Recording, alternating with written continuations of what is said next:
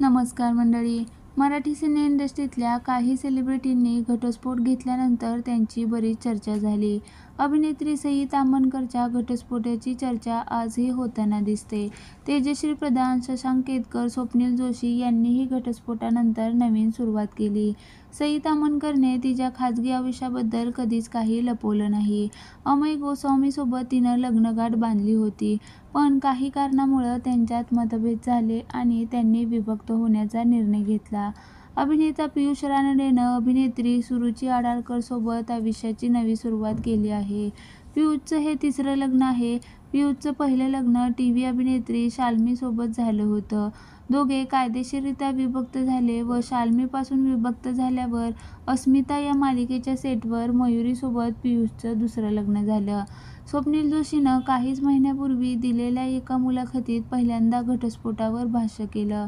Marathi सिनेसृष्टीचा chocolate boy अशी त्याची ओळख आहे, पण तो आता फॅमिली मॅन म्हणून जास्त ओळखला जातो.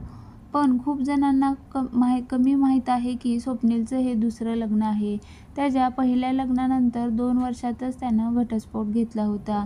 तर अभिनेता शशांक केतकर आणि तेजश्री प्रधान यांनी देखील घटस्फोट घेत असल्याचं सांगितल्यानंतर चाहत्यांना मोठा धक्का बसला होता.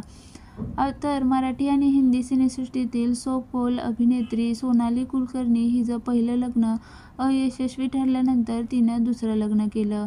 खूप कमी जणांना याबद्दल माहीत आहे. 2010 मध्ये सोनालीनं नचिकेत पंतबरोबर आपलं दुसरं लग्न केलं.